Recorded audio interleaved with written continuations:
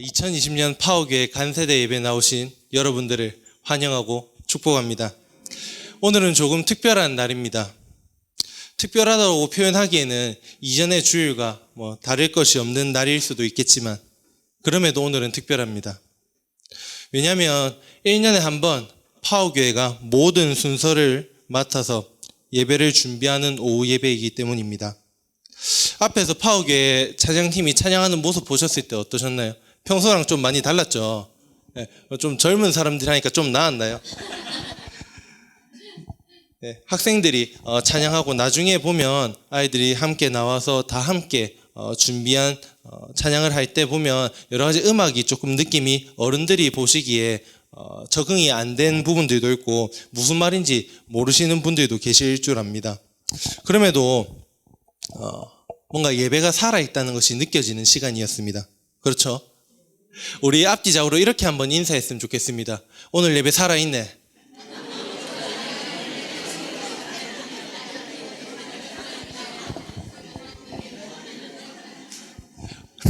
우리 애들이 저 많이 부끄러워하네요. 네, 우리 양정교회가 건축으로 인하여 교육관에서 지낸 지 어느덧 1년이라는 시간이 다 되어갑니다. 모두 함께 그 무거운 짐들, 의자부터 해서 모든 것들을 우리가 함께 옮겼었던 것이 엊그제 같습니다. 교육관은 본당이 4층이다 보니 예배 드리러 올라오는 것은 여전히 적응하기 힘드신 분들이 많이 계십니다. 그럼에도 우리가 번듯한 교육관이 있음으로 인하여 새 성전 건축을 하는 동안 예배를 쉬지 않고 드릴 수 있다는 것은 참 감사한 일입니다. 주님의 교회를 새롭게 건축한다는 것은 참 기쁜 일입니다. 그러나 기쁜 일도 많지만 인간이 해야 하는 일들이 많이 있기에 인간과 인간이 만나야 하는 일들이 많이 있기에 어려움도 많이 있습니다. 여러 가지 상황 가운데 1년이라는 시간은 참 빨리 지나갔습니다. 새 성전이 완공되고 나면 건축을 위해 좁은 교육관에서 함께 고생했던 일들, 함께 울었던, 함께 예배드렸던 모든 시간들이 은혜로 추억으로 남을 것입니다. 4층을 오르락내리락 하시는 사실 일이 지겨울 법도 하신데 오늘 성도님들 얼굴은 유독 환해 보이십니다. 양정교회 공동체가 주일 중에 가장 즐거워하는 날을 떠올려 보면 연합 예배라고 모두가 말할 수 있을 것입니다. 이놈들이 언제 많이 컸노? 처음 보는 아이들은 처음 보는 아이들대로 또 반가운 얼굴이 있으면 누구 아들, 누구 손녀 아이가 하면서 그저 반갑게 맞이해 주십니다. 그저 바라만 봐도 함께 한 공간에만 있어도 즐거운 시간이 연합 예배인 것 같습니다. 이렇게 다음 세대를 사랑해 주시는 성도님들의 기도와 격려 그리고 물질로 함께 해주신 덕분에 파워교회에 오늘이 있을 수 있습니다. 파워교회 교사들을 비롯해서 모든 학생들은 2019년 간세대 예배 때보다 2020년 오늘 더 성장한 모습을 보여줄 수 있습니다. 앞으로도 파워교회 아니 모든 교육교회에 많은 관심을 가져주시고 끝없는 기도로 함께 해주셔서 다음 세대와 함께하는 양정교회의 주역이 되어주시기를 바랍니다. 파워교회는 빌립보서 2장 5절 너희는 이 마음을 품으라 곧 그리스도 예수의 마음이니라는 주제 말씀을 가지고 2020년을 보내고 있습니다. 파워교회 표, 양정교회의 표와 같이 사람에게 있어서 마음은 굉장히 중요합니다. 그 마음은 다른 누구보다도 그리스도인에게 있어서 더 중요하게 여겨지는 부분 중에 하나인 것 같습니다. 왜냐하면 교회란 하나님의 마음이 있는 곳에 우리의 마음이 있기 원하고 더 나아가서 우리의 마음이 있는 곳에 하나님이 함께 하기 원하는 사람들이 모이는 공동체이기 때문입니다. 그렇기 때문에 우리는 날마다 새로운 마음으로 새로운 하루를 하나님의 뜻 안에서 살아가기를 원합니다. 오늘 양정파워교회 간세대 예배를 통해서 우리 부모님들 그리고 조부모님들의 신앙을 우리 다음 세대가 잘 이어받는 시간의 시작이 되기 원합니다. 사람들은 나이를 불문하고 각자의 고민을 안고 살아갑니다. 파워교회 학생들 역시 나름의 고민을 안고 살아갑니다. 무엇이 되었든지 더 잘하고 싶은 마음에 시작되는 고민. 학생의 신분을 가지고 있기 때문에 꿈을 이루고 싶고 또 한편으로는 그리스도인으로서 말씀대로 살아가고자 하는 마음에서 시작되는 고민을 하기도 합니다. 성도님들 역시 많은 고민이 있으실 것입니다. 부모의 입장에서 자식들에 대한 고민은 끊이지 않고 앞으로 먹고 사는 문제에 대한 고민, 미래에 대한 고민 등 많은 고민들이 있습니다. 거기서 추가로 우리 기독교인들, 예수님을 믿고 그의 삶을 따라 살아가기 원하는 사람들은 평생 동안 신앙에 대한 고민을 안고 살아가게 됩니다.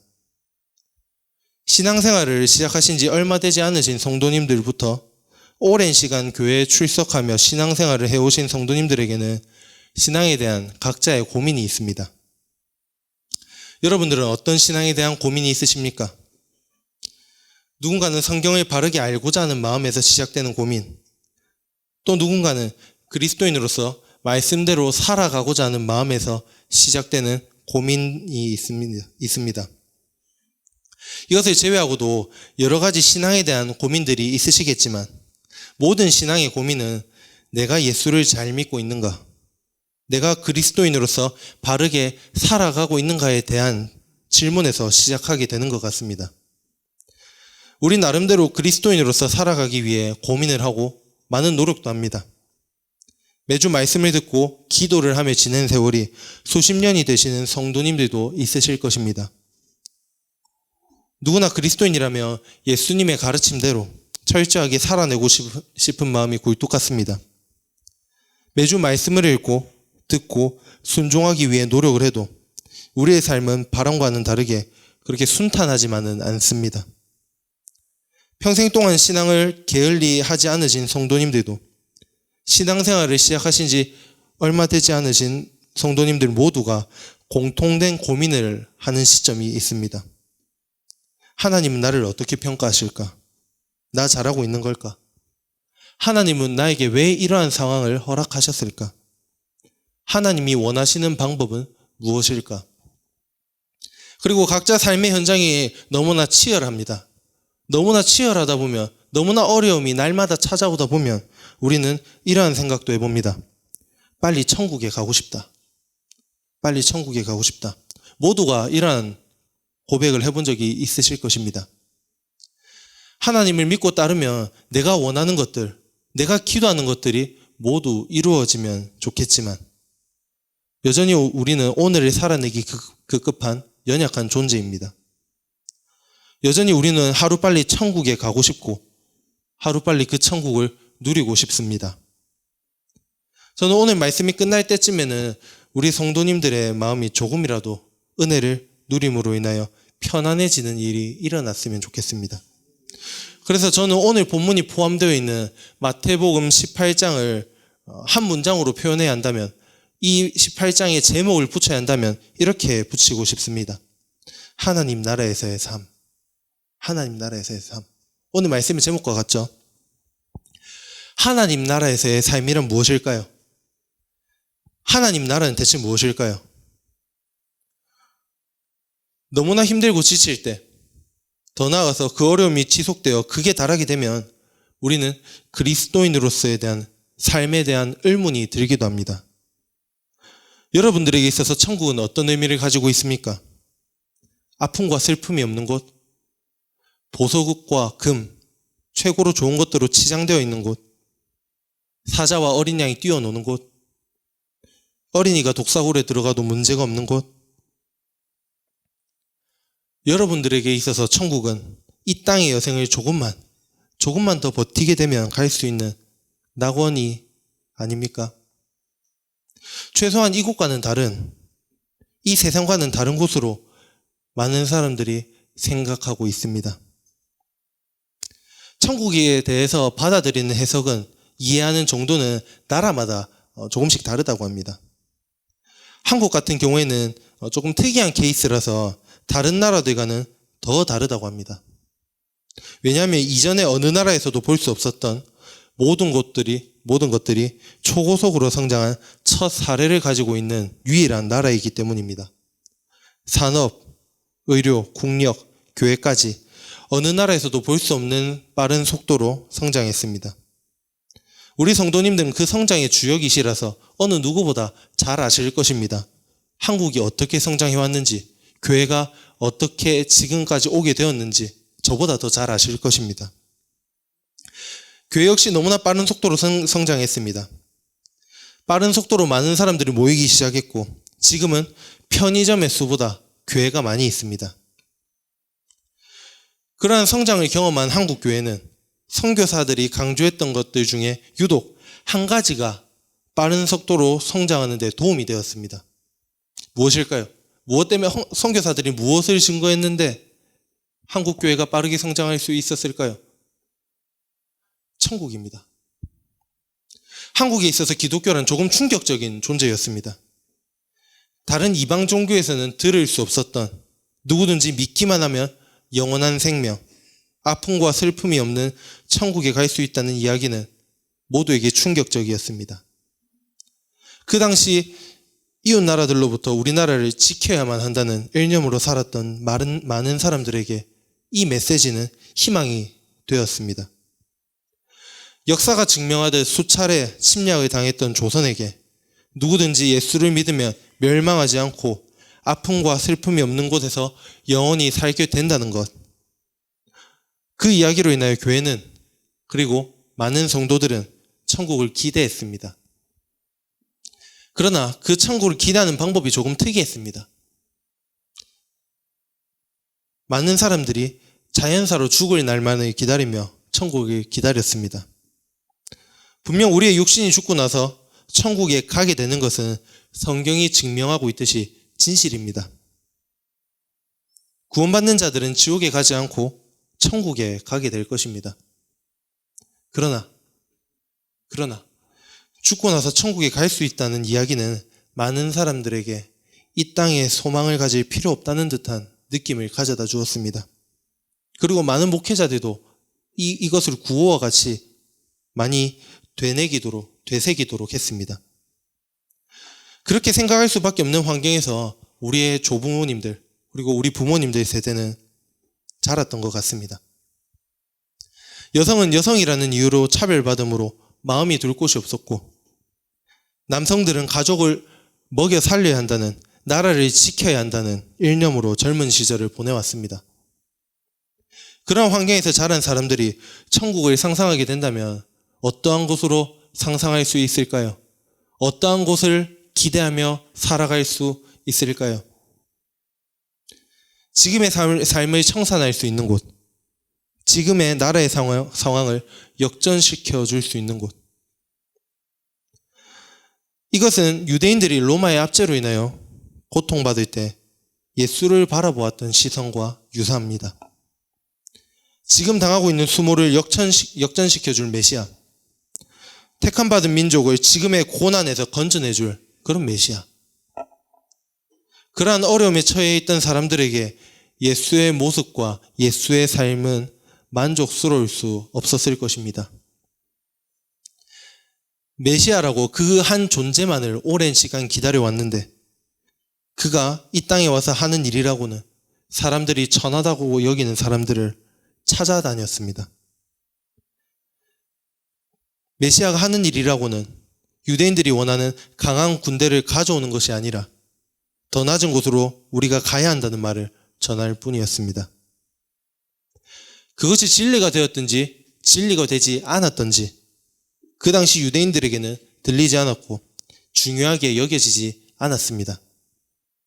왜냐하면 지금이 너무 힘드니까, 지금이 로마의 압제로 인하여서 고통받고 있는 우리의 삶이 너무나 처절하니까 그렇게 생각할 수밖에 없는 시대 속에 그들은 살았습니다. 그들은 천국을 기대했습니다. 천국은 모두에게 있어서 너무나 중요한 문제입니다. 파워교회 학생들에게 있어도 천국은 굉장히 중요합니다. 이 아이들 역시 여러 가지 힘든 일이 너무나 많이 있습니다. 등수로 자신들의 모든 것들이 평가되는 사회는 아이들이 꿈을 꾸는 것보다 꿈을 이루는 것이 아닌 포기를 먼저 맛보게 합니다. 포기를 먼저 경험하게 되는 이 아이들은 천국을 어떻게 상상할까요? 도피처와 같이 여기게 됩니다. 그런데 과연 천국은 정말 그런 곳일까요? 천국은 정말 과연 도피처일까요? 과연 이 땅은 우리에게 천국으로 가기 이전에 잠시 밟고 지나가는 소망을 둘 필요 없는 그런 곳일까요? 우리가 천국에 대해 알 수 있는 통로는 성경이 유일합니다. 그 중요한 성경을 꼼꼼하게 읽어보지 않으면 천국을 그저 사후 세계에서만 누리는 것으로 착각하게 됩니다. 그러한 생각을 가지고 있던 사람들, 많은 성도님들에게는 아쉽게도 성경은 죽고 나서 가게 되는 천국보다 오히려 지금 우리가 살아가는 시간에 대해서, 삶에 대해서 더 많은 포커스를 유지하고 있습니다. 흔히 천국은 하늘에 있는 나라로 우리가 해석하고 있죠. 그래서 많은 사람들이 영이 하늘로 올라가게 되는 시점인 죽음에 더 집중하게 되는 것일지도 모릅니다. 그런데 만약 천국의 초점이 죽음에만 둔다면 구약에서 곧 오실 메시아를 기다릴 필요도, 예수님의 삶이 신약 성경의 중심이 되지도 않았을 것입니다. 일단 천국을 나라로 우리가 생각하게 되면 나라를 이루는 데 있어서 몇 가지 요소들이 있습니다. 나라를 이루려면 세 가지 요소가 필요합니다. 국민, 영토, 주권입니다. 국민, 영토, 주권은 그 어느 것도 빼놓을 수 없는 나라를 유지하는 데 핵심이 됩니다. 그런데 예수님이 이 땅에 오셨던 시기에 나라를 이루는 데 있어서 가장 중요한 것은, 나라가 가장 중요한 작용을 해야 하는 것은 다른 것이 아닌 주권이었습니다. 주권이 무엇입니까? 그냥 쉽게 간단하게 이야기하면 가장 중요한 권리입니다. 예수님이 보셨을 때 당시에 하나님 나라가 이 땅에 이루어지기 위해 가장 먼저 시작되어야 하는 것은 주님의 영향을 누리게 하는 것이었습니다. 예수님께서 가장 중요하게 여겼던 하나님 나라의 주권을 행사하는 방법은 오늘 본문과 같이 개인을 넘어 우리라는 단어가 성립되는 구조에 나타나고 있습니다. 내가 우리가 되어 주님 안에서 모였을 때 주님께서 우리 가운데 함께 하신다는 것입니다. 하나님 나라는 주님을 누리는 그곳입니다.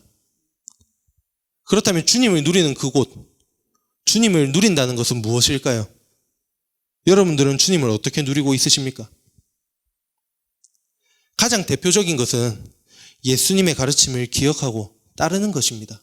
그게 바로 주님을 누리는 것입니다. 예수님의 발자취를 따라가다 보면 포인트가 있습니다. 그것은 개인에서 이웃으로, 나에서 우리라는 단어로 옮겨가게 하십니다. 예수님의 발자취는 내가 아닌 우리라는 단어로 가득하게 하려는 것이 아닐까 생각해 봅니다. 그렇게 이해하게 되면 예수님의 행적이 납득이 되기 시작합니다.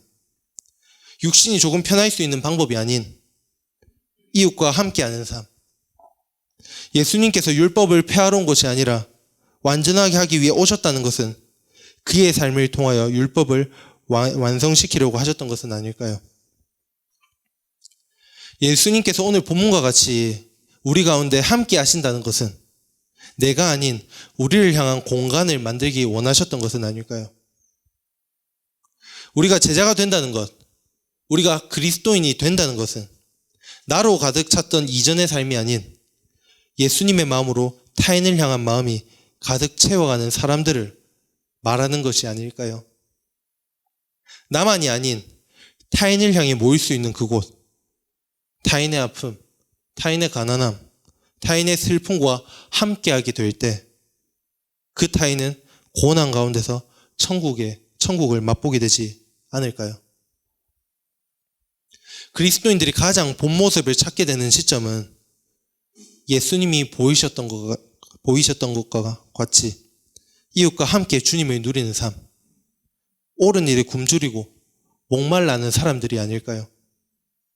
그렇기 때문에 예수님이 복음을 전하던 당시 소외당하던 가난한 자들, 여자, 과부, 어린아이, 세리에게까지 복음을 전하시고 그들과 함께 하셨던 것이 아닐까요? 예수님은 모두에게 주님을 누리는 삶, 천국을 누리는 모습을 보여주고자 하셨던 것이 아닐까요? 천국은 한 계층, 기득권, 가진 자들의 소장용이 아니라는 것, 그 자체만으로도 소외된 사람들에게는 복음이었고 이미 천국을 경험한 것과 천국을 맛보는 것과 같았을 것입니다. 그리고 그 복음이 2000년 전에 머무는 것이 아니라 오늘 우리의 삶 가운데, 오늘 양정교회 가운데 동일하게 찾아왔습니다. 혹시 이곳에 계신 성도님들 중에는 삶이 너무 지쳐 주님을 누리지 못하고 계신 분들도 계실지도 모르겠습니다. 가난하기 때문에 지치고, 가진 것이 없기 때문에 지치고, 개인의 문제가 해결되지 않음으로 지친 여러분들 가운데 오늘도 주님은 찾아오십니다. 예수님은 2000년 전에 잠시 계셨던 분이 아니라 오늘도 마음이 가난한 자들의 곁에, 이 땅에 소망을 가지지 못하고 살아가는 사람의 곁에, 주님이 주시는 주권을 누리지 못하는 사람들에게 찾아와 주셔서 하나님 나라를 선물로 주십니다. 누가복음 17장 20절 21절에 이렇게 쓰여 있습니다. 제가 읽겠습니다. 바리새인들이 하나님의 나라가 어느 때에 임하나이까 묻거늘 예수께서 대답하여 이르시되 하나님의 나라는 볼 수 있게 임하는 것이 아니요 또 여기 있다 저기 있다고도 못하리니 하나님의 나라는 너희 안에 있느니라. 우리가 육체적으로 생명이 끝나도 하나님의 사랑이 우리와 끊어지지 않는다고 믿는 것이 그리스도인입니다.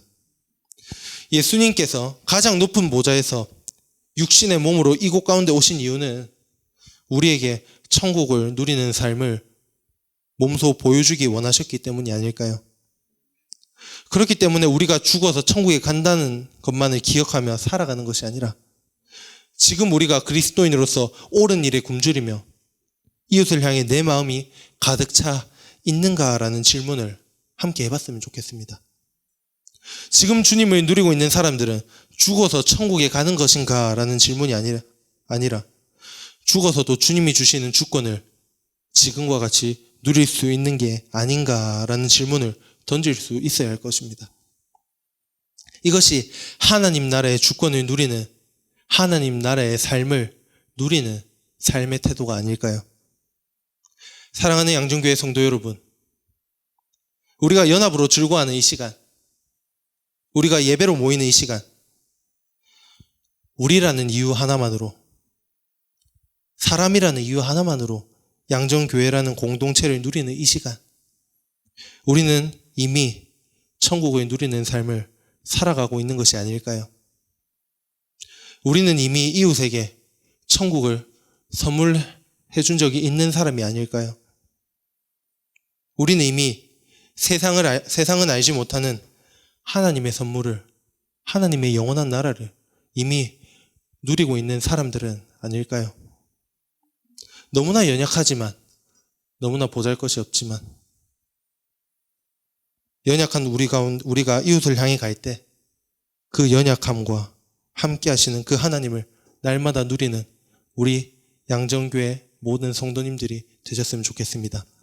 기도하겠습니다. 살아계신 하나님 아버지, 오늘도 아버지 안에서 함께 예배드릴 수 있게 하여 주심에 감사를 드립니다. 우리가 아버지 이름 하나만으로 우리가 이렇게 함께 예배드릴 수 있고, 조금은 불편할 수 있지만, 조금은 꺼릴 수 있지만, 그럼에도 함께 모이기에 힘쓰는 우리 양정교회를 기억하여 주시고, 우리 조부모님 그리고 부모님들 세대의 신앙을 우리 다음 세대 파워교회가 잘 이어받을 수 있게 하여 주시옵소서. 오늘 예배를 아버지께서 기억하여 주시고 우리 마음이 너무나 가난하여서 아버지로 가득 찰 수 있기를, 우리 이웃이 마음이 가난하여서 우리가 그들과 함께 할 수 있기를 꿈꿔봅니다.